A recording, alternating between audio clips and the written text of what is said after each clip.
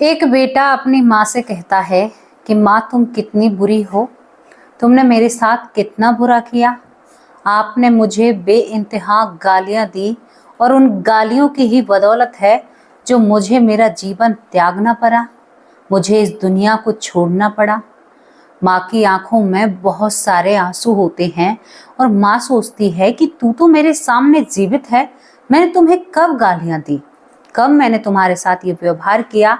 दोस्तों, ये बेटा अपनी माँ से कभी भी एक कहते हैं ना कि ढंग से बात नहीं करता है।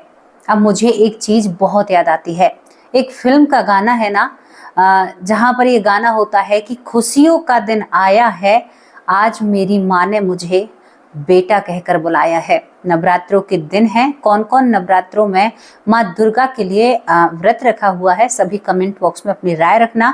लेकिन ये बेटा ऐसा क्यों कह रहा था अपनी माँ से कि आपने मुझे गालियों की वजह से मुझे अपना शरीर छोड़ना पड़ा। कौन से शरीर की बात कर रहा था, जबकि इस महिला का ये पहला बेटा था, यानी इसके इस जीवन में इसका कोई पुत्र ही नहीं था इससे पहले। फिर ये कौन सा बेटा था, क्या ये कहानी थी। और दोस्तों, ये हमारे देश की कहानी नहीं है, आज आपको दूसरे देश की कहानी सुनाऊंगी। और आज आपको बहुत सारी ऐसी कहानियां, मतलब ऐसे किस्से और एक सच्ची घटना के प्रमाण देते हुए आपको बहुत सारी चीजों पर रोशनी डलवाऊंगी। आपको पता चलेगा कि कुछ चीजें हमारी जिंदगी में कितनी अहमियत रखती हैं। सुनने के लिए तैयार हो ना आप इस कहानी को। यहाँ पर आपको बताऊंगी कैसे माँ ने गालियों से बेटे को इस दुनिया से दूर कर दिया था। ये लड़का कहता है कि आप ही अकेली दोषी नहीं थी, आपके साथ करीबन 30 से 32 ऐसे लोग थे जिन्होंने गालियों से मेरे कानों तले खून निकल आए थे। माँ, आपने इतनी बुरी गालियां मुझे दी थी, ये हैरान कर देने वाली बात है। चलिए लेकर चलती हूँ इस रोचक सी घटना की तरफ। और आपको आज इस घटना से पता भी चलेगा कि जो वृक्ष होते हैं वो बात करते हैं, वो बोलते हैं और उनके अंदर भावनाएं होती हैं। जान की तो दूर की बात है, इनके अंदर भावनाएं भी होती हैं। आपको हमारे साथ चलना होगा प्रशांत महासागर के बीच बसे सोलोमन आइलैंड पर, जहां पर एक बहुत ही रहस्यमयी गांव होता है। इस गांव का नाम तो मैं आपको बता देती, लेकिन कोई बात नहीं, इस आइलैंड के बारे में ही बता देती हूँ। और यहाँ पर वो गांव थोड़ा सा अजीब है, मुझसे नाम नहीं लिया जा रहा है। वहाँ खारे पानी का वो एक बार डूब भी चुका था, कुछ इस तरह की जानकारी होती है। इस गांव में एक कुनबा रहता है, यानी इस गांव में एक कहते हैं जिसको कबीला, हम एक हिसाब से बोले एक कबीला होता है। और कबीला में एक महिला गर्भवती होती है। इस महिला का पति बहुत खुश था कि हमारे घर में संतान आने वाली है। ये कबीले के लोग बहुत ही मिलजुल कर रहते हैं, बहुत ही मिलजुल कर रहते हैं, एकता इनके अंदर बहुत होती है। और यहाँ के जो पेड़ और प्रकृति है, ये पेड़ और प्रकृति ही इनका पेट भरने का काम करती है। दोस्तों, यहाँ पर धीरे धीरे वक्त निकलता है। वक्त के साथ ये महिला 9 महीने पूरे बीत जाते हैं और इसे प्रसव पीड़ा यानी दर्द शुरू हो जाते हैं। ये खूबसूरत से लड़के को जन्म देती है, लेकिन एक परेशानी थी। परेशानी क्या होती है कि इस लड़के के शरीर पर इसकी जो मांसपेशियां यानी छोटी जो नसें होती हैं, इस तरह से लग रही थी कि कभी आपने पेड़ के पत्ते देखे हैं, उन पत्तों पर ऐसा नहीं लगता है जैसे कि छोटी छोटी बारीकी से मतलब इधर उधर नसें जाती हुई नजर आती हैं। इस तरह से इसके शरीर पर, बदन पर ये गोरा चिट्टा और इस तरह से इसके शरीर पर मांसपेशियां नजर आ रही थी। अब वहां पर कोई इतने बड़े डॉक्टर तो है नहीं। इस बच्चे को देखा जाता है और दोस्तों, ये करीबन बहुत पुरानी बात होती है। माँ फिर भी अपने बेटे को, क्योंकि ये सबसे अलग लग रहा था, पिता कहता है कि क्या ये मेरा ही बेटा है। इस तरह के सवाल खड़े कर दिए जाते हैं। दोस्तों, ये सब कुछ होने के बाद इस बच्चे की परवरिश करी जाती है और मोजेज इस बच्चे का नाम रखा जाता है। मोजेज नाम से इस बच्चे को बोला जाता है और इस बच्चे की बहुत ही ज्यादा जय जयकार लगाई जाती है। कबीलों के सरदार का ये बेटा था। धीरे धीरे वक्त निकलता है। वक्त के साथ ये लड़का बड़ा होता चला जाता है, यानी जैसे बड़ा हो रहा था, 1 से 2 साल का, 2 से 3 साल का, लेकिन ये हमेशा इस पूरे कबीले से कभी भी बोलता नहीं था। लोग हंसते थे, सरदार का बेटा गूंगा पैदा हुआ है। तो ये जवाब दिया करता था, मैं गूंगा नहीं हूँ, मेरे अंदर बहुत लंबी जुबान है, लेकिन तुम सभी लोग कठोर हो, तुम्हारा दिल बहुत कठोर है, मैं तुमसे बात नहीं करना चाहता। कबीले के लोग भी हैरान हो जाते हैं, गांव के लोग, भाई ये बच्चा ऐसी बातें क्यों करता है, हमसे इतनी नाराजगी क्यों, आखिरकार हमने क्या बुरा किया है इसका, ये इस तरह की बातें बनने लगती हैं। जब इन बातों को सुना जाता है तो माँ इससे कई बार कोशिश करती है, हाँ बस खाना खाना और अपने साथ के बच्चों में खेलना, उन बच्चों से ही व्यवहार अच्छा था। अच्छा, एक दिन माँ देखती है तो ये बच्चों को एक कहानी सुना रहा था, क्योंकि बच्चे एक पेड़ के चारों तरफ घूमकर उस पेड़ को गालियां दे रहे थे, उस पेड़ को श्राप दे रहे थे। तभी यहाँ पर ये लड़का जो 3 साल का मोजेज होता है, 3.5 साल का, ये उन बच्चों को रोकता है, कहता है कि तुम बहुत गलत करते हो, इनके अंदर जान होती है, ये मर जाएगा, इसको गालियां मत दो, इसको श्राप मत दो। इस तरह की जब बातें की जाती हैं तो वो बच्चे कहते हैं कि हमारे दादा परदादा तो यही करते आए हैं, मोजेज तुम हमें कैसे रोक सकते हो, ऐसा तुम कैसे कर सकते हो, हम तो ऐसा ही करते हैं, ये हमारी परंपरा है। मोजेज अपने दोस्तों से भी रूठ जाता है, लेकिन ये सब कुछ माँ सुनकर हैरान हो जाती है कि हमारा बच्चा ऐसी बातें क्यों कर रहा है। इसके बाद मोजेज जब घर आता है तो माँ कहती है कि तुम्हारे अंदर तो जुबान बहुत लंबी है, तुम तो बहुत अच्छे से बोलते हो, तुम अपनी माँ से नहीं बोलते हो। ये बचपन से ही माँ से दूर रहता है, बस खाना पीना, दूध पीना, पिता से भी कभी नहीं बोला था। ये बात दोनों पति पत्नी को बहुत ज्यादा खटकती थी कि हमारा बच्चा ऐसा क्यों करता है, ऐसी सारी चीजें क्यों करता है, ये चीजें हमें अच्छी नहीं लगती। लेकिन मोजेज कभी भी अपनी माँ से 3.5 साल में कभी भी माँ कहकर नहीं बोला था, यानी उनके लफ्ज होते ही नहीं हैं। अब माँ सुन लेती है और आज माँ खबर लेने वाली है। माँ डंडी लेकर बैठ जाती है, कहती है कि मोजेज तुम अपने दोस्तों से तो बहुत बातें करते हो, मैं तो सोच रही थी कि तुम बोल नहीं पाते और तुम्हारे शरीर में कुछ कमी आई थी, शायद उस वजह से तुम नहीं बोल पाते, लेकिन तुम्हारा शरीर भी ठीक हो गया और तुम हमसे बात नहीं करते, हमने तुम्हारा क्या बिगाड़ा है। इस लड़के की आंखों में आंसू होते हैं, आंसू पोंछते हुए कहता है कि मुझे आपसे बात नहीं करनी है। पिता वहीं पर था, पिता गुस्से में सामने आता है, क्या बात है, क्यों परेशान कर रहे हो, क्यों इस कबीले में मेरी नाक को नीचे झुका रहे हो, मेरा स्वाभिमान, मेरा अभिमान, मेरी कहते हैं कि मेरा जो मनोबल है वो गिर जाएगा, क्यों ऐसा कर रहे हो। तो यहाँ पर ये मोजेज कहता है कि तुम लोग कितने बुरे हो, कितने बुरे हो तुम, 4 साल में ही, बहुत साफ साफ शब्दों में। आज माँ बाप ने पहली बार इसके लफ्ज सुने थे, माँ तो बाहर सुनकर आई थी जब दोस्तों से बोलता है, लेकिन माँ बाप जब सुनते हैं तो वो कहते हैं कि हम कैसे बुरे हैं, क्या बात है, तुम बता क्यों नहीं रहे हो। मोजेज कहता है कि तुमने मुझे गालियों से मार दिया, तुमने मुझे श्राप दिया और उन सब में मेरे माँ बाप मेरे साथ थे। माँ बाप के पैरों तले जमीन खिसक जाती है, हमने कब श्राप दिया, पहली संतान तुम हो, श्राप कैसे दे सकते हैं। माँ दोबारा गर्भवती थी। ये लड़का कहता है कि तुम भूल सकते हो, मैं नहीं भूल सकता, मैंने इस जंगल में खड़ा होकर इतिहास देखा है, मेरी उम्र हजारों साल है और तुमने एक पल के लिए भी नहीं सोचा, मुझे गालियों के साथ मिलकर पूरे कबीले ने मार दिया। दोस्तों, यहाँ पर माँ बाप की आंखें खुली रह जाती हैं, बेटा तुम किस बारे में बात कर रहे हो, मुझे सही सही बताओ बात क्या है। तो यहाँ पर ये लड़का रोते हुए कहता है कि मैं पेड़ था जब आप लोगों ने मुझे मारा था, मैं अपने जीवन से बहुत खुश था, आज मैं आपकी तरह हो चुका हूं और मैं ये सब कुछ रोकने के लिए आया हूं। माँ कहती है कि पेड़ था, कौन सा पेड़ था। ये अपने माँ बाप के हाथ पकड़ कर ले जाता है और जहां से एक पेड़ जड़ समेत उखड़ चुका था, जिसको काट कर घर में इस्तेमाल ले लिया था, वहां जाकर खड़ा हो जाता है और कहता है कि ये प्राचीन पेड़ था मैं, तुमने ये भी नहीं सोचा कि मैंने तुम्हारे पुरखों को देखा है, मुझे तो नहीं मानना चाहिए था। अब माँ को और पिता को वो रात याद आ जाती है जिस रात यहाँ पर दोनों पति पत्नी और पूरे गांव के लोग इकट्ठा होकर, क्योंकि एक पेड़ की जरूरत थी और इस पेड़ को मारा गया था, इसके चारों तरफ घूमकर इसको श्राप दिया जाता है और तरह तरह की इसको गालियां दी जाती हैं। और दोस्तों, ये बात सत्य है, ये पेड़ सूख भी जाता है और मर भी जाता है। ये 3.5 साल का मोजेज कहता है कि मैं वही पेड़ हूं जिसे तुमने गालियां दी थी, इस कदर से तुमने मेरे साथ किया, तुम्हें पता है कितना दुख और तकलीफ। तुम ये समझते हो मुझे तकलीफ नहीं होती? बहुत तकलीफ होती है। तुम जो इस गांव में करते हो ना, तुम जनजाति जो तुम हो, ये बहुत गलत करते हो। ये तुम्हारे किए हुए काम हमें तकलीफ देते हैं। ये पेड़ हर पेड़ को हाथ लगाता है। माँ ये बोलता है, माँ इसके अंदर भावनाएं हैं, इसके अंदर दर्द होता है, इसको तकलीफ होती है। मैं भी इनकी तरह था, हल नहीं सकता था, लेकिन जब मौसम बदलता था ना तो मेरी तरह खुश भी कोई नहीं होता था। तूफान से मैं डरता नहीं था। यहाँ पर जमीन खिसक जाती है लेकिन मुझे कोई तकलीफ नहीं थी। लेकिन तुम लोगों ने क्या किया? मुझे गालियों से मारा, मुझे श्राप से मारा। मुझे एक एक बात याद है। अपने पिता से कहता है कि मैं तुम्हारे पिता के भी पिता को जानता था।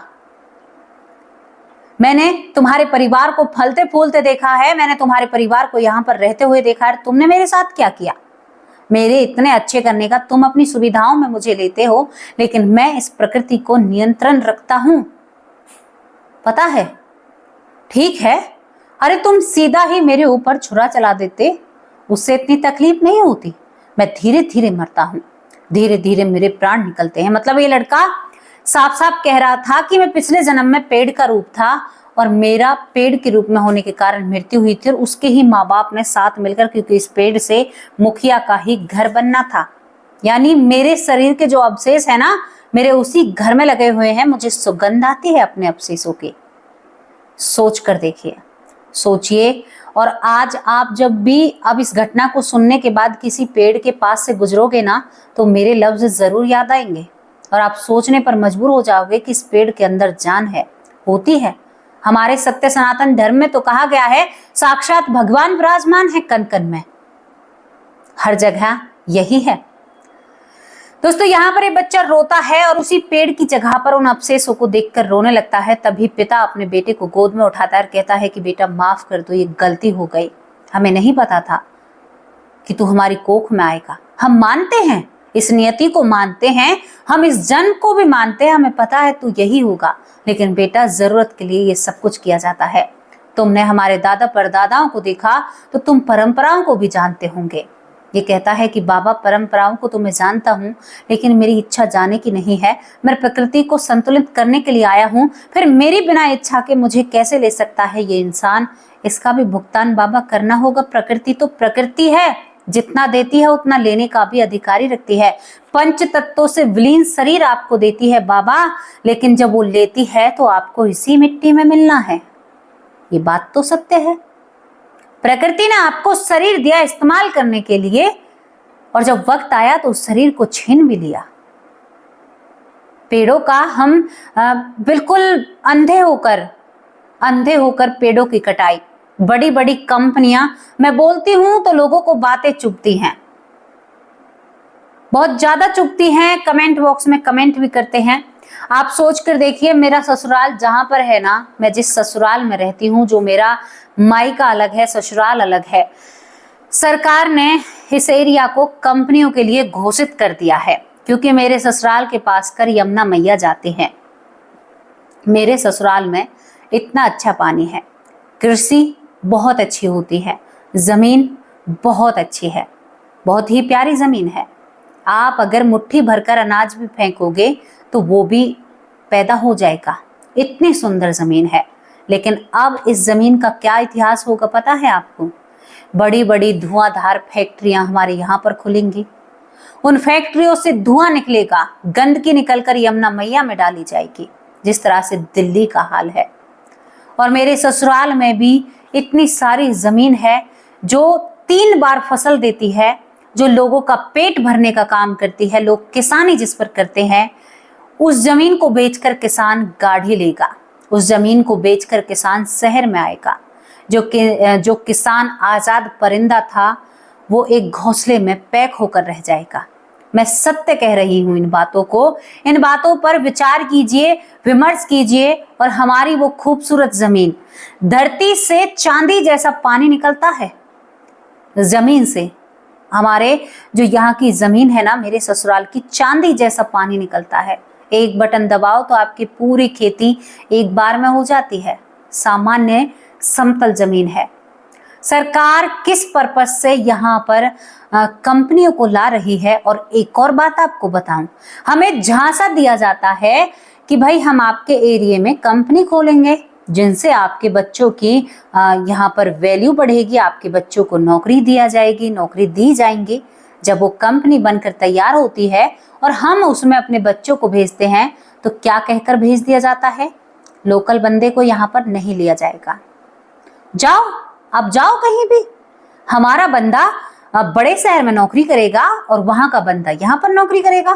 क्या फेरबदल है। मैं उसी टॉपिक पर आवाज उठाती हूँ जो टॉपिक जरूरी है। दोस्तों, मैं उस घटना से यहाँ पर आ गई, किसी दिन चर्चा और विषय बहुत अच्छे से, मैं वो जमीन भी आपको दिखाऊंगी और वहां पर आपको घुमाऊंगी और सब कुछ दिखाऊंगी। तो यहाँ पर मैंने पेड़ों के बारे में बात की। ये लड़का अपने माँ बाप को माफ कर देता है, लेकिन बहुत कम उस गांव में ये घटनाएं। अब उसी पेड़ को यानी इस तरह से किया जाता है जिस पेड़ को या ये पहले से ही कमजोर होने लगता है या वो बुजुर्ग पेड़ होता है। अब उस गांव में उसी पेड़ को श्राप दिया जाता है, उसी को गालियां दी जाती हैं, क्योंकि वहां पर जब ये घटना सभी में फैलती है तो सभी को पता चलता है कि ऐसा भी हो सकता है, पुनर्जन्म भी हो सकता है, दूसरा जन्म भी हो सकता है, पेड़ हमारे ही गर्भ से पैदा हो सकते हैं, पेड़ भी योनियों में आता है।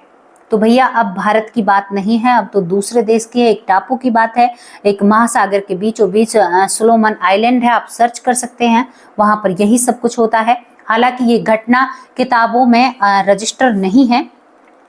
यहाँ पर हमारे देश में आपको बताऊं पेड़ों के ऊपर क्या रिसर्च हुई है, कौन कहता है पेड़ों के अंदर आत्माएं नहीं होती। मैं आपको बताऊं सबसे पहला प्रमाण जो बौद्ध जी होते हैं वो भी पेड़ नीचे साल वृक्ष के नीचे उन्होंने बैठकर तपस्या की थी, जिनको बौद्ध भिक्षु बहुत मानते हैं।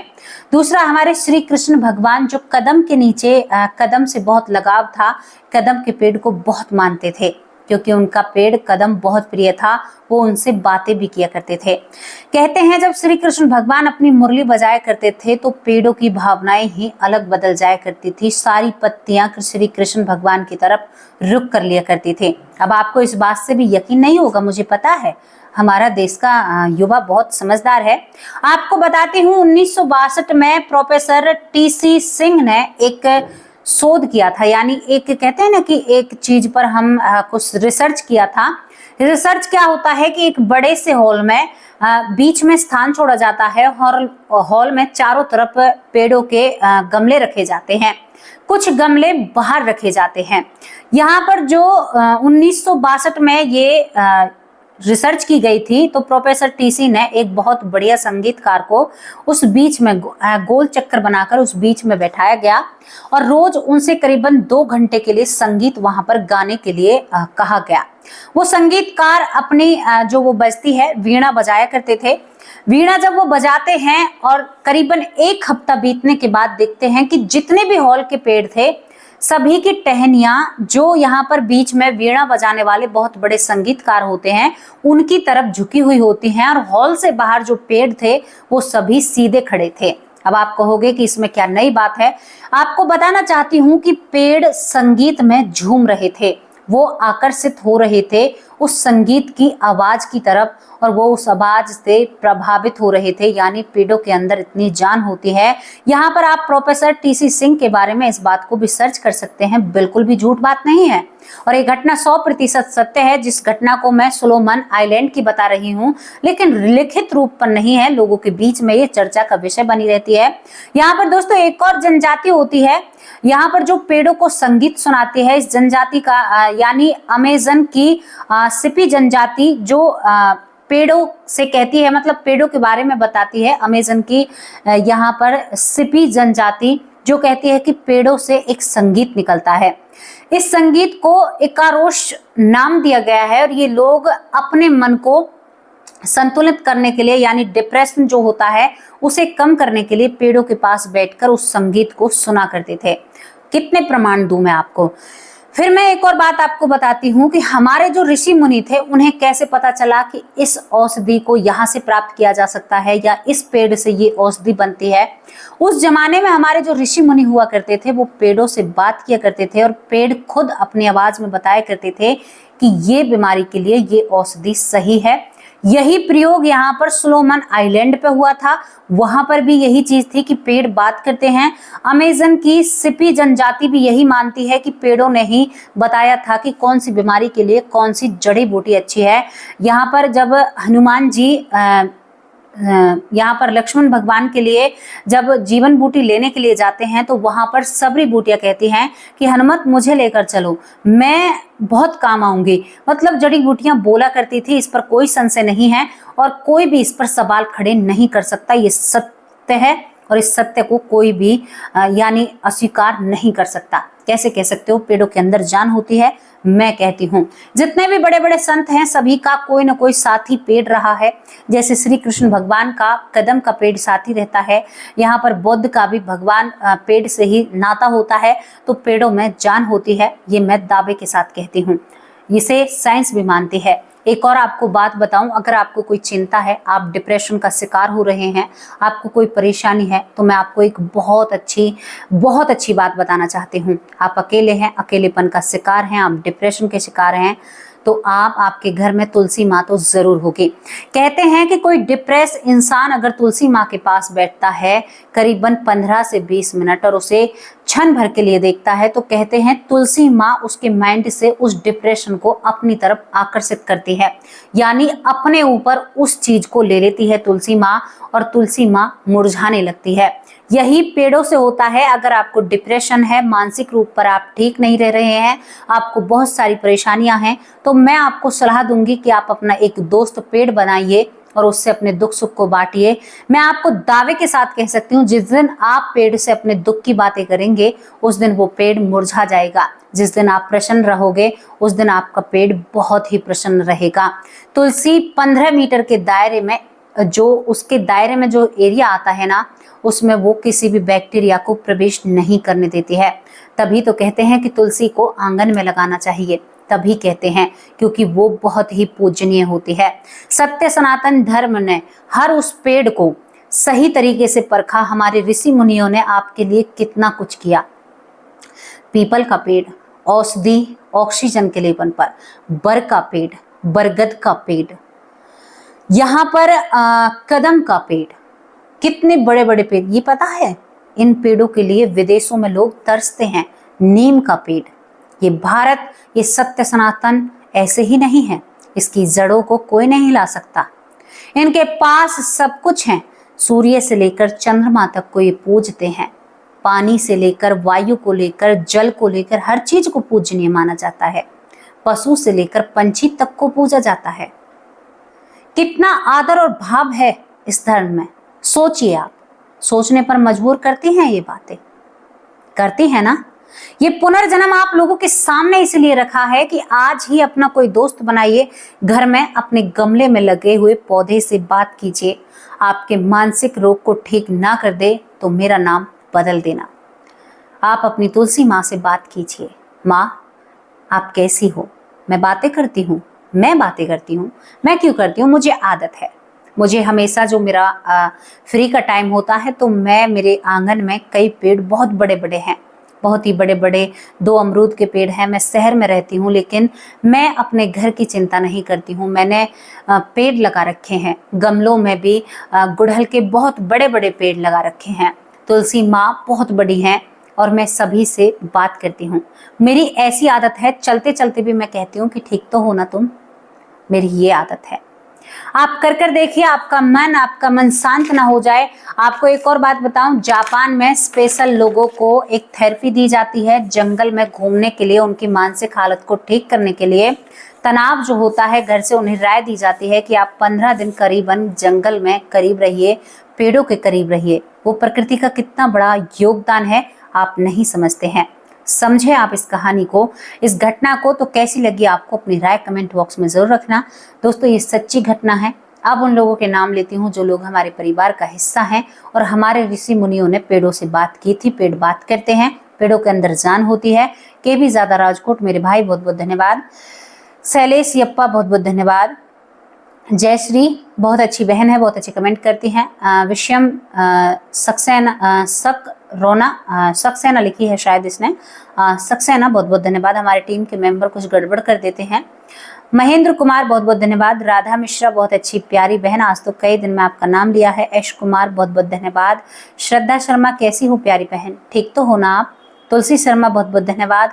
नीलेश विश्वकर्मा बहुत बहुत धन्यवाद। बिमला दलाल मेरी प्यारी माँ, बहुत अच्छी माँ है। योग माया शाहू बहुत अच्छी बहन है, बहुत अच्छे कमेंट करती हैं, बहुत बहुत धन्यवाद। पूजा कुमारी बहुत बहुत धन्यवाद। लक्ष्मी डोगरा बहुत बहुत धन्यवाद। सुरेंद्र पाल कौर विदेश से देखती हैं। श्रुति शर्मा जयपुर से बहुत बहुत धन्यवाद। कृष्ण कुमार बहुत बहुत धन्यवाद। सुमित्रा पौर बहुत अच्छी बहन है। प्रवेश बहुत बहुत धन्यवाद। गोपी बहुत प्यारी बहुत अच्छे भाई हैं। अनिल व्यास बहुत बहुत धन्यवाद। जगप्रीत कौर बहुत बहुत धन्यवाद। सत्यनारायण सोनी बहुत बहुत धन्यवाद। यहाँ पर ऐश्वर्या माँ आप कैसे हो, आपकी तबीयत ठीक है, बहुत प्यारी माँ है। गीता उपाध्याय बहुत अच्छी बहन है, बहुत अच्छे कमेंट करती हैं। नीता कुंतल बहुत प्यारी बहन है, मथुरा से हमें देखती हैं। रोहतास सिंह बहुत बहुत धन्यवाद। पूनम यादव बहुत अच्छी बहन है। नबल जहां बहुत अच्छे भाई हैं, रेगुलर कमेंट करते हैं। जयश्री सोलाटू बहुत बहुत धन्यवाद। नीलम विक्रम बहुत बहुत धन्यवाद। शरीफ बाला बहुत प्यारी बहन है। ज्ञान तारा सरस्वती ज्ञान का भंडार बहुत अच्छे कमेंट करती हैं। हीरा कुमारी बहुत बहुत धन्यवाद। बिटी का बॉस कैसी हो प्यारी बहन। मधु मनमा आप कैसे हो, आपकी सेहत ठीक है। ज्योति श्रीवास्तव बहुत प्यारी माँ है, बहुत अच्छे कमेंट करती हैं। यहाँ पर सीता शर्मा हमारी बहन है और ये थोड़ी सी बीमार रहती हैं, कैसी हो प्यारी बहन। धारी सिंह बहुत बहुत धन्यवाद। रेखा बहन बहुत बहुत धन्यवाद। विभा सिंह बहुत बहुत धन्यवाद। गुलजारी लाल बहुत बहुत धन्यवाद। यहाँ पर सीता मौर्य बहुत बहुत धन्यवाद प्यारी बहन, आपके पीछे मौर्य लगता है, बहुत अच्छा लगा। बहन नहीं है, मेरी माँ है, सीता मौर्य वंश से आती हैं और बेटी कहकर मुझे बुलाते हैं। नारायण स्वरूप बहुत बहुत धन्यवाद। अनिल खन्ना बहुत बहुत धन्यवाद, नया नाम है। विक्रमजीत सिंह बहुत बहुत धन्यवाद। यहाँ पर रीता देवी बहुत अच्छी बहन है। रमन जी बहुत बहुत धन्यवाद। मंजू चौधरी कैसी हो मेरी प्यारी बहन, आप बहुत अच्छे कमेंट करती हो। राजा राम भाई आप ठीक हो, बहुत अच्छे प्यारे कमेंट करते हो। तुलसी शर्मा भाई बहुत अच्छे कमेंट करते हैं। यहाँ पर राम पौंडोर बहुत बहुत धन्यवाद। पौंडोर राम पौंडोर बहुत बहुत धन्यवाद। मीनू मिश्रा बहुत बहुत धन्यवाद। रमन जी बहुत अच्छे भाई हैं। रीता देवी बहुत बहुत धन्यवाद। खुशी सिंह बहुत बहुत धन्यवाद। सीमा हमारी बहन, बड़ी बहन जो लखनऊ से हमें देखती हैं, बहुत अच्छे कमेंट करती हैं। यहाँ पर महेंद्र पांचाल बहुत अच्छे भाई हैं। प्रमोद कुमार बहुत अच्छे भाई हैं। अंजना कुमारी बहुत बहुत धन्यवाद। यहाँ पर मेरी प्यारी माँ, बहुत प्यारी माँ जो मुझे दिल्ली से देखती हैं, यहाँ पर उनका नाम है मेरी प्यारी माँ का नाम सीमा अरोड़ा, दिल्ली से मुझे बहुत अच्छे कमेंट करती हैं। महेंद्र दीक्षित भाई बहुत बहुत धन्यवाद। अंजना कुमारी बहुत बहुत धन्यवाद। महेंद्र सिंह बहुत बहुत धन्यवाद, बहुत अच्छे कमेंट करते हैं।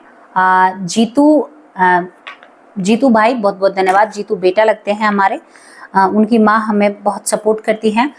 राजेंद्र सिंह बहुत बहुत धन्यवाद। सुनील सैनी बहुत बहुत धन्यवाद। करमवीर सिंह बहुत बहुत धन्यवाद। बहुत अच्छा परिवार है, बहुत प्यारा परिवार है।